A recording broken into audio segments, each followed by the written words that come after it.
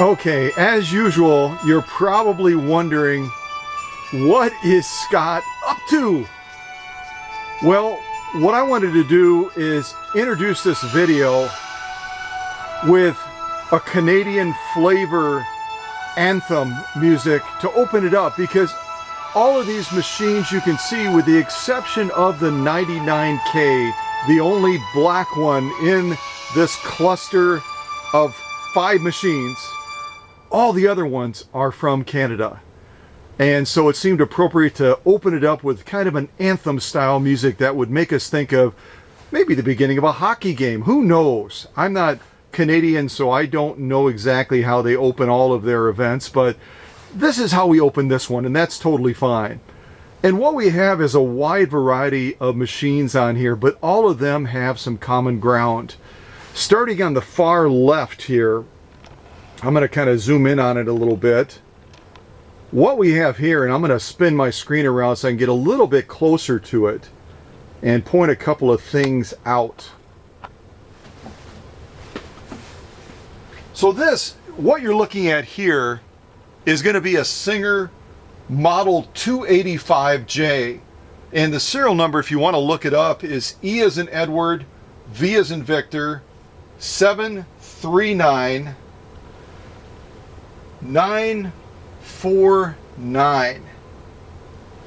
Had to squint a little bit to see that. This particular machine was born on February 6, 1964.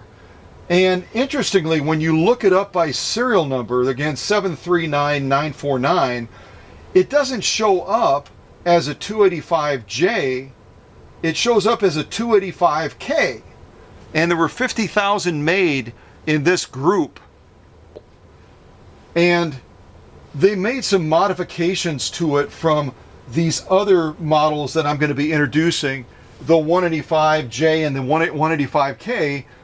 They simplified it a little bit. They kept the same type of bobbin winder you can see over here, but they simplified some other things on it to give it more of a look. It has some of the same body lines, but to give it more of a look of a Spartan. They kind of slimmed it down and they simplified it, and they wanted to take away some of that curvaceous look that you're going to see consistent of those 185Js. And they also decided to really mess around with this a little bit. They would make it even more difficult to identify this model as far as the birth date of it. You know, I said February 6th, 1964. The way I found that out is not by looking at the bottom front side of the machine like you would do with a Spartan, or you would do with these 185J and K models. You have to look all the way to the far right hand side, on the side of the machine right below where you would mount that motor, to find that serial number. So if you happen to stumble across a 285J or a 285K, that's where you're going to have to look to find that serial number, on the far right hand side of the machine below where that motor mounts. And this particular machine, as I said at the beginning, was made in Canada, but it also had some other changes to it. Normally on this stitch length control right here, you're going to see that there's a metal rod that mounts to the inside of the machine, so when you move it up and down, it's going to allow you to change the stitch length and also to sew in reverse. On this 285J, what you're going to find is that that stem that goes inside of the machine has been changed to plastic. The same thing is true, and you can't see it on the back of the machine, but on the presser foot lever, when I raise and lower that, I raise and lower it with a little bit more caution, because that is also changed from metal to plastic. As a matter of fact, when you lift it, it kind of bends a little bit, and it makes me a little bit nervous. But I'm guessing that, kind of like Teflon worm gears, they did enough engineering to have the confidence that over repeated raising, lowering, etc., that would stand up to that type of rigor. Otherwise, it's going to have a failure issue over time. So again, moving from a 285J, which again, when you look it up, it shows as a 285K. I'm going to tell you, first of all, that it's going to take the same type of bobbin that these other models do across the entire table. And I won't reveal what that bobbin is yet, but you'll see shortly. So now moving back to our wonderful 99K, I've got to spin my screen around so I can see exactly where we're aiming.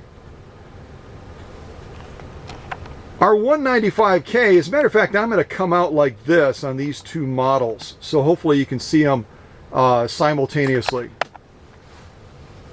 The first thing I'm going to tell you is that they didn't change the bed length substantially. There is a slight change. When you're looking at a 285J, from end to end, you're looking at just a little bit over 12 inches, just slightly. And from needle to pillar,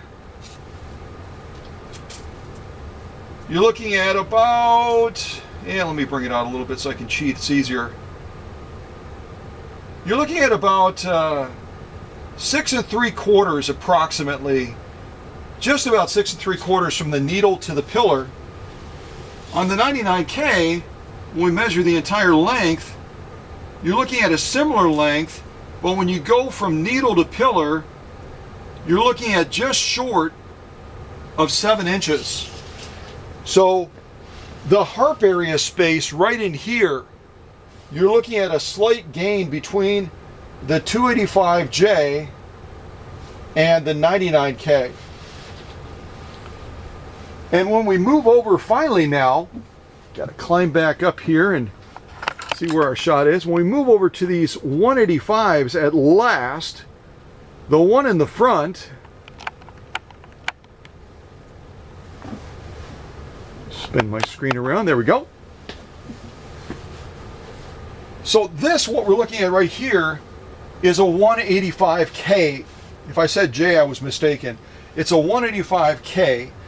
And this is going to be one of the machines that is finalized to go to the winners of the last contest that we had. Bunny, and also, I believe it was Lori. Lori is the other one that actually won the contest, and then we had a concessionary win that I extended to Bunny as well, because they did a phenomenal job on that contest when we celebrated reaching 4,000 subscribers and also passing 1 million unique views on the channel on YouTube. So this particular 185K that we're looking at is going to end up going either to Wisconsin or heading out to Bunny. This one was born, well, let me take a step back. This one has a serial number of E as in Edward, N as in Nancy, 8652226, which makes it having a birth date of December 5th, 1958. Now, the last one we looked at was born in 1964. So this 185K was born before that blue machine to the left that we looked at first with a 99K. And you're going to notice as we look at the 185 models, the J and the K, and we're going to look at 3 different ones, they all have subtle differences. They're all going to have the same motor, the same size motor that the Singer Spartan has, which is a 0.8 amp motor. But you're going to notice other slight differences in the design features of these models. You're going to notice different tension controls. You're going to notice different Singer medallion benchmarks on the models. It's kind of chilly here, folks. I think we're minus 20 today, so if I stumble over my words, it's probably because even in the workshop, it's a little chilly down here today. So this 185K was born December 5th, 1958, but when you look it up by serial number, it shows as a 185K, but also as a 99K. It has both identifiers underneath it. So it gets to be kind of an interesting process as you're looking up some of these 185 series machines because there's a cross pollination between them and the 99K. You know, and interestingly, again, the 99K, at least this one on the table, didn't even come from Canada. It came out of Britain. So, and as I measure the bed length on this machine, we're going to notice that it's a little bit shorter than the 99K and a little bit shorter than the 285J that we looked at first. It's a little bit shorter than 12 inches.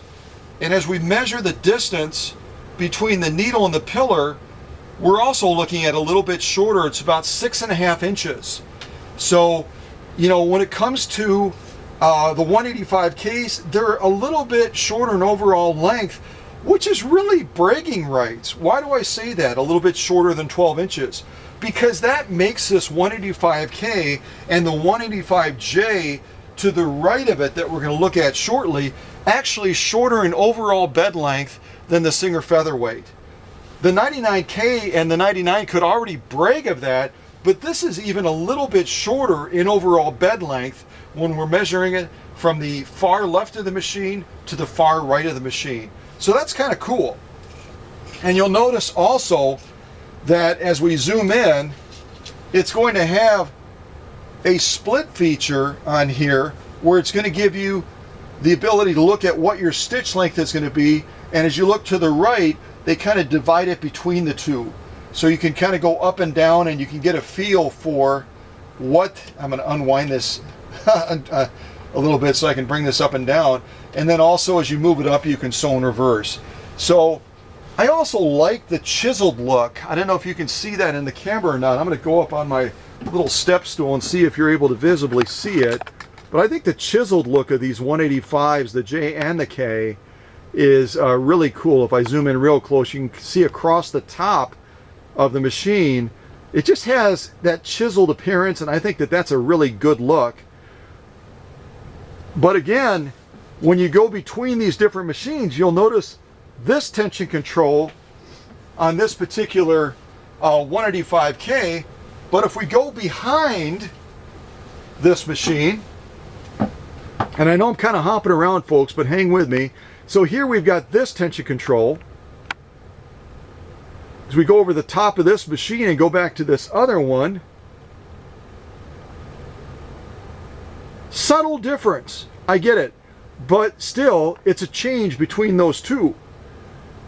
And they also did a change as well when you look at that Singer medallion. Here you have this style Singer medallion, and as we rotate back forward, if I can find where I'm at in the camera, there we go. So that's this one here is kind of an embossed gold one. Rather cool looking, I think. So this is a 185K. And this is a 185K. Two different medallions, two different tension controls. But you can see it's going to have a range of anywhere from 6 to 30 stitches per inch. And there's no change, at least on the markings there. They're going to be nearly, if I can find it, yeah, they're going to be virtually the same.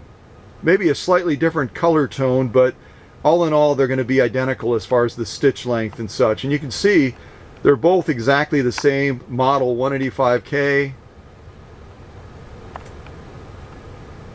And eventually, drum roll, come on there, focus, 185K. So finally, I'm going to move to the right because I know I'm jumbling us all over the place. Here we've got, at last, a 185J. And I'm going to spin my screen around and tell you a little bit about this machine. This particular machine is a 185J, as I've said. The serial number on it is J as in Juliet, D as in David, 753222. Now, I would love to tell you the birth date of this machine, but on this particular manufacturing prefix on JD, J as in Juliet, D as in David, they don't give you the specific birth date. With this machine that came out of St. John's, Quebec, Canada, they give you a range. So this machine was born sometime between 1954 and 1961. Now, if someone else wants to do some due diligence and look at this serial number and see if you can find a more pinpointed birth date than a range, I'll send you something special. But again, with a serial number of J as in Juliet, D as in David, 753222, you're going to be hard pressed. I'll just leave it at that. And this 185J, like the 185K in the far back on my workbench, has that same Singer medallion as that other machine. It's a more simplified, not a gold embossed type branding mark. It's this big S, which became a classic mark of Singer all the way from really from about the 1950s early all the way through the 1970s. And that's what kind of makes this one in the front a little bit unusual. Let me go over here first of all. I was going to just show you the mark here, made in Canada.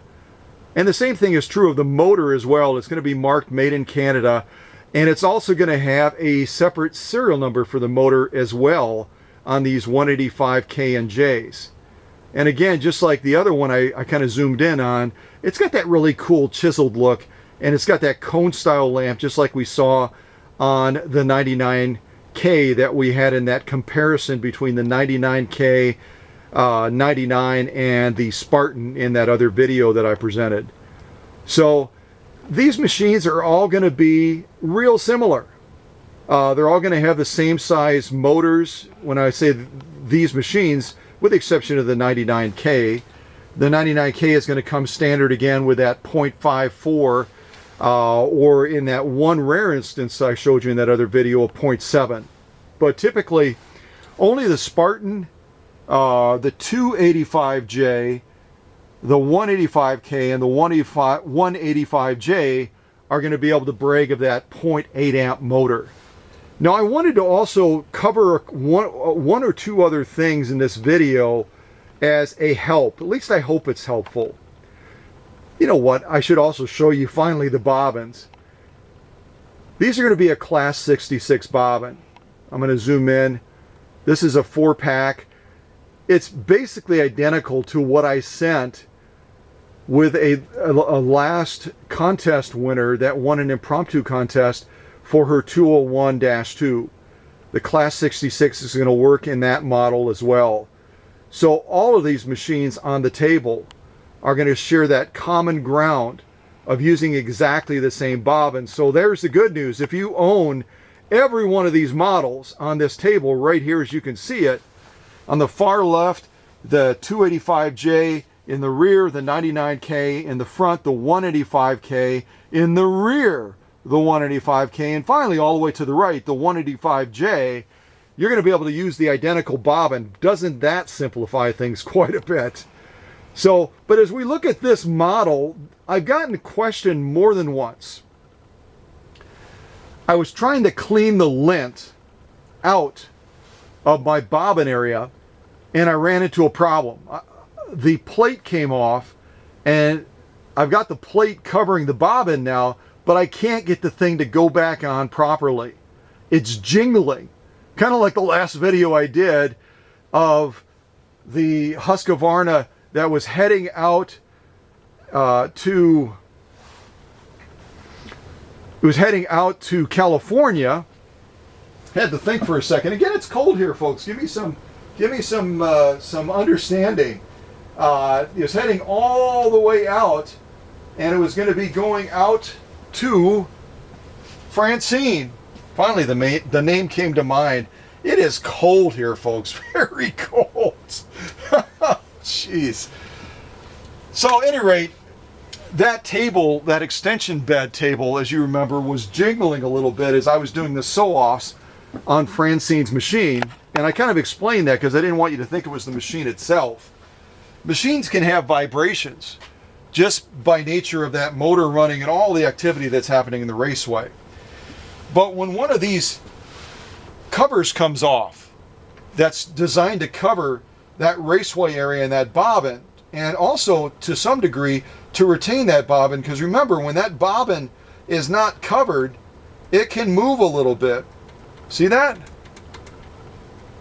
So this cover is pretty doggone important, but when it comes to getting a cover on, there's a little bit of a trick. Most of us would think, as we're getting ready to try to put a bobbin cover on like that, that we would come which direction? Yeah, you'd come from left to right. You'd bring it on like this and you'd slide it on and we're good to go, right? Well, maybe not. Yeah.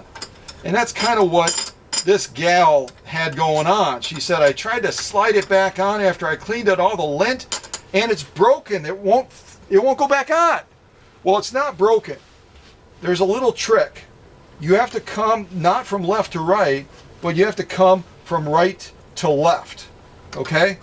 You first of all are going to want to slide this in and get it into position like so. It's going to tilt down a little bit. The butt of it on the right is going to be up. And then what you're going to want to do, unless this fin is already popped up, these fins over time will kind of drop down a little bit. And you can adjust it by loosening the screw in the middle, but rather than doing that, you can slide a screwdriver underneath the edge of it and raise that fin up. And then when you go to slide this plate in, it's going to catch the edge of that fin, hopefully. And you can slowly bring that screwdriver out, continue to work that plate from right to left, and at last, we've got it in place. So if you encounter that, that's a little tip and trick on getting that plate back on. Then you can easily put this cover back on for your feed dogs. And I won't put the screws in right at this point. There we go.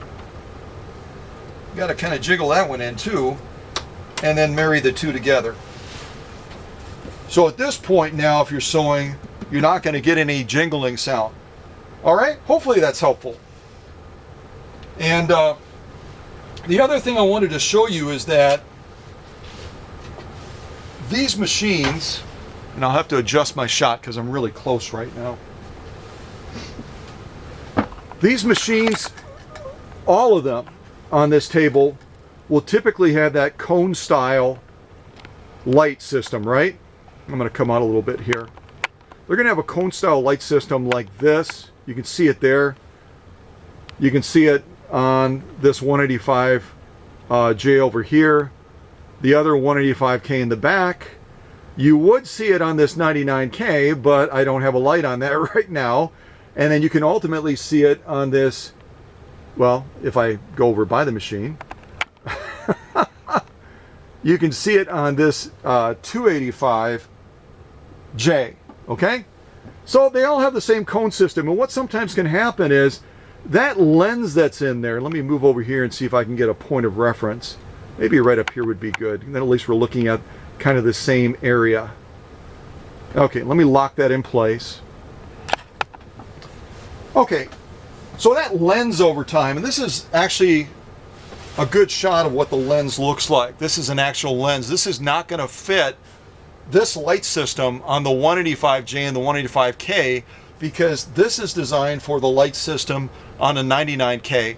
And this is a little bit smaller in circumference and will have a tendency to fall out if you get this and you try to install it in one of these green machines. So this is just to show you that it's a heavy piece of glass. It's a very heavy piece of glass, and it's different in circumference than what the 99K would take. This is actually, correction, this is for a 99K. It won't work on this 185K or the 185J to the right. All right, finally got my words out. So what you're going to find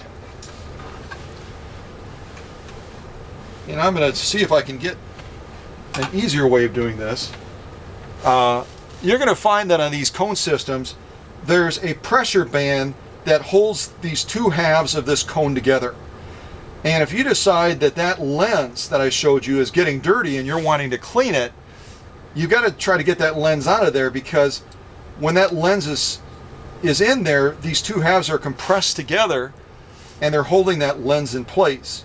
So how do you get a band like this off? Well, you can buy one of these cool tools, which is called a snap ring plier. Okay, hopefully you can see that in the shot. This is called a snap ring plier, and it comes with a number of different heads that when you squeeze it, it's either going to spread this apart, which allows you to expand that snap ring, or it might also pull together for different types of snap rings. There's also another method. Instead of buying one of these specialized tools, you can also use a standard screwdriver also. So we kind of fixed our problem with that needle plate, and I'm going to change my shot because otherwise it's going to be difficult to lift this up to the top part of the machine where our shot is right now. So you can either buy one of those fancy pliers, or, oh, look at it's moving. That's kind of creepy. All right, let me move in a little bit more. Spin my screen around. Okay, so you can either buy one of these fancy pliers, right? You've already seen that in the shot. It comes with a kit like this. Tecton happens to sell one. Comes in a kit, and you can see all the other options as far as the pliers. Come this way, you can kind of see the branding of them if you happen to want to look it up at your local hardware store or retail establishment. Or you can use a good old-fashioned screwdriver. And the way you would use a screwdriver on this is, first of all, you have to find the opening. Check my shot here. There's the opening right there. Okay? I'm going to put a wide blade screwdriver in between those 2 points and my thumb on the bottom. And then I'm going to twist the screwdriver clockwise between the band, and just make sure you have your fingers clear so you don't catch your fingers in there, or you will be in a world of hurt. So I'm going to put it in there. I'm going to give it a slight twist and expand that. Push up with my thumb. Got to get the right position here.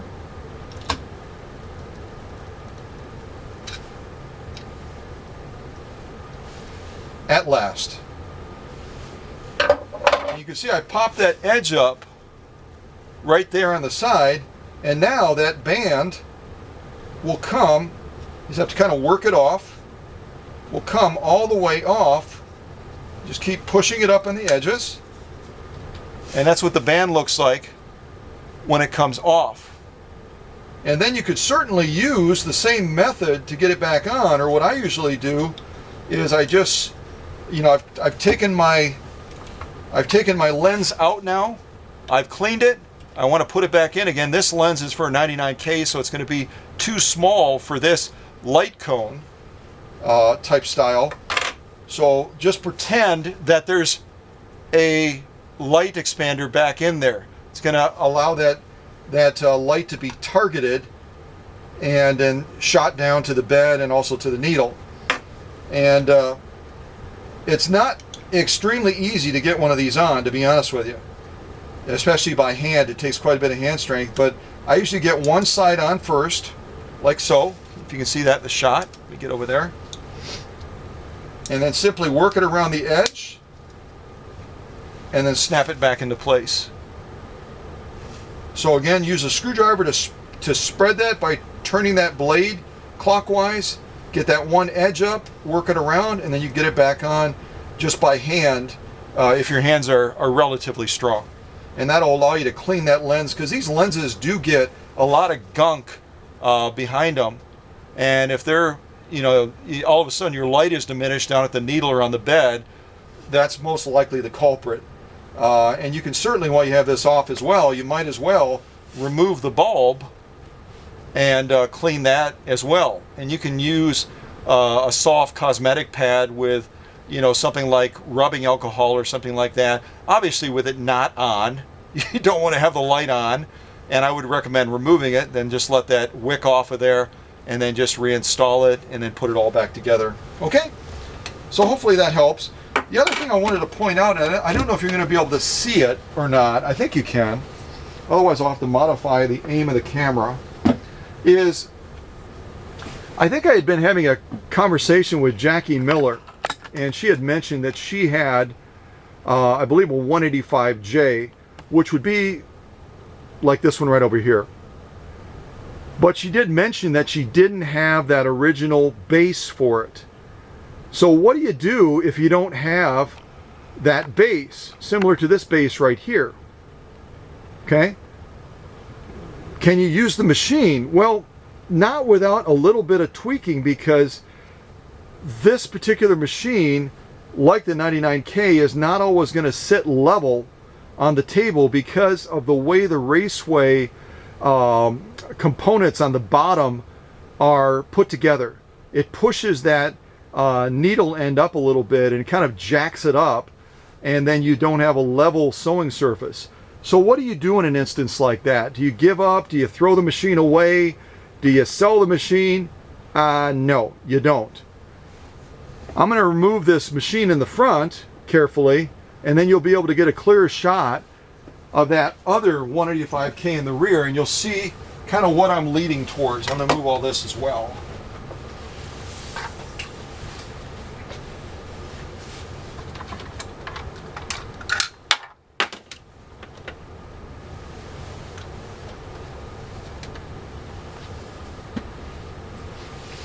All right.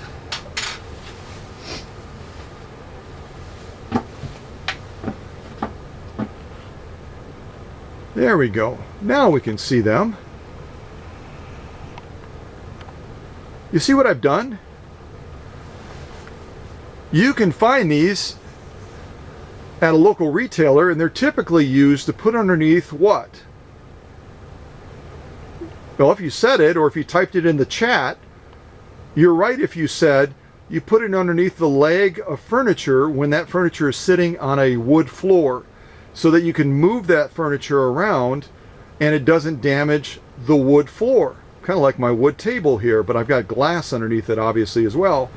And you put one in the front that you can see, and you put one, let me widen my shot just a little bit.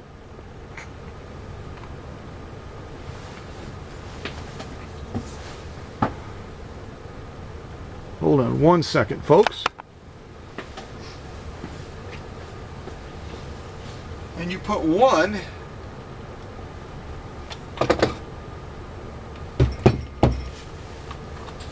I'll just move it up here. It's probably a lot easier.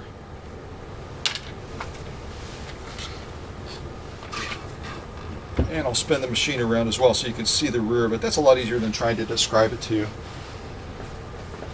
So you put one in the front and one in the back. There we go, at last. So you can just see the edge right there of the other one. And there's a little leg that sticks down, a support leg that's part of the casting of the machine. So you put that leg right in the center of this one in the back, and then you put the leg in the front right in the center of that pad. See that? And trust me, you can sew the heaviest stuff and it keeps that machine very, very stable. You don't need anything on this end because these risers end up leveling out. You actually can't see that part, but that's fine. Just below there, obviously. And they level out the machine beautifully. And again, you can pick these up at Walmart. You can pick them up at other locations like that. If you don't have the benefit of the original base like that, you can tweak it a little bit with these and still enjoy that machine to the fullest. So again, just another little tip as far as, when you encounter obstacles, you don't have to give up on things. And the other thing I'll show you as well is that these bases are notorious for having issues. I'll show you one that really has kind of given up the ghost and is not much good at all any longer. And if you're curious, if you got one of these yourself, what ends up happening in the bottom of these, just like any machine that has a base bottom, anything from the 301 to the featherweight to the 401 and any of those series machines, they become a collection center for all the junk of the world. The oil, the dirt, the lint, the needles, you name it, you'll find stuff down here. And these bases also are very prone to these little support points that have these little pieces right here that actually, they come on and off. See that? Well, let me get in the camera. There you can see it. They slide right over the top of that little support post. Bring it over here. See that? And it just kind of levels out and creates a little bit of a cushion for the machine. But these support posts over time, the plastic will give way. They break off and a variety of other things. And what you have to do then is just take all of these off. And your machine, I mean, you could certainly try to rebuild these support posts, but you know, this plastic gets real brittle and it just becomes very problematic. Other parts of it as well become problematic. As you can see, this hole in the bottom is not by design. It's because it broke away over time. Also, this centerpiece has a tendency to get cracked just because on the other side you've got a bolt like this that comes through to anchor to the bottom of the machine, and these tend to, through that ratcheting and through that tension on there, end up causing cracks, and they just continue to run their course until this whole area cracks out over time. So, you know, these bases are nice because they also allow you